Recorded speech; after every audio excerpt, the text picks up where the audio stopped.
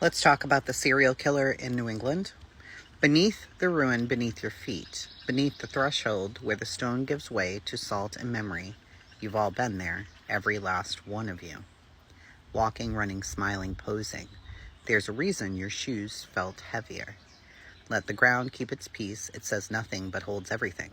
6 vertical shells beneath the sand fixed in place, heads tilted towards the tide. They were loud once, now the ocean does the speaking. As for Lewis, what a storyteller he always was. The kind who talks when he should listen, who insists even when the map runs out of ink. We all lie in different ways, I suppose.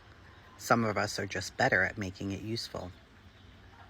Clever readers will find it's Lent, a season for penance, they say, for an unburdening.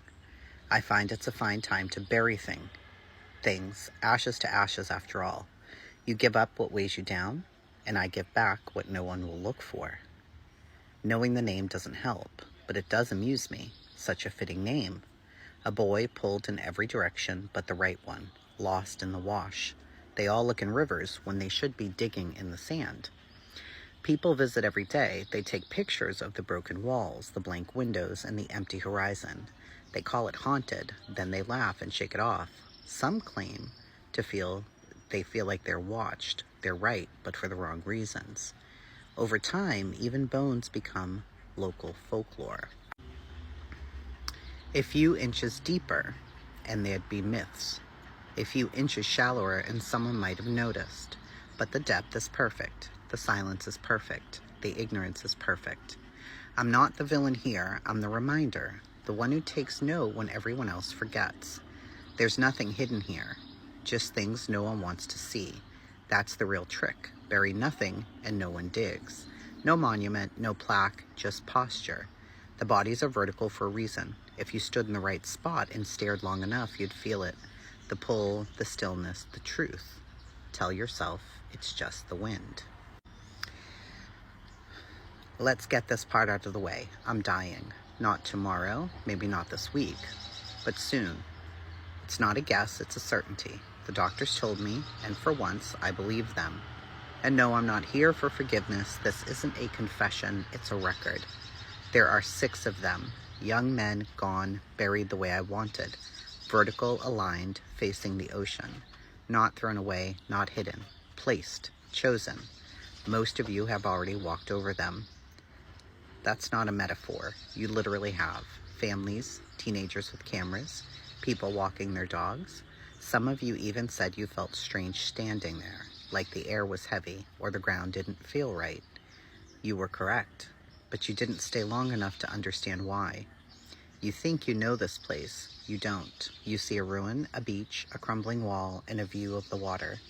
I see what I left behind. This was never about rage, not revenge. I wasn't out of control. I knew what I was doing, and I did it for the same reason I'm writing this now, because no one ever listens until someone makes them listen. Now you're listening. Lewis lied. He kept more than he said. He always has. As for Jamie Lusher, you've all moved on, but the current doesn't take everything away. Some things stay close to shore if you know where to look. It's Lent, a season for giving things up. I've given up time, names, safety. Now I'm giving up the silence. And no, I don't regret it. Not any of it. I've read the articles, the theories, the half-right guesses from people who couldn't find their way down the cliff trail without a GPS. I laughed. Still do. I know I'll die soon. The body gives out, and that's fine. But what I did will outlive me, because eventually someone will find them, and when they do, they'll realize they've been standing on a graveyard this whole time. That's all I wanted.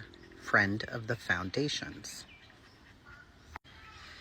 Now, if you rewind and read the first letter of each sentence that he said, or she, Black Point Trailhead in Rhode Island. That's not the only Black Point, though. There's also the disappearance of James Lusher, or Jamie Lusher. He disappeared from Massachusetts. So, is there a serial killer in New England? I don't know.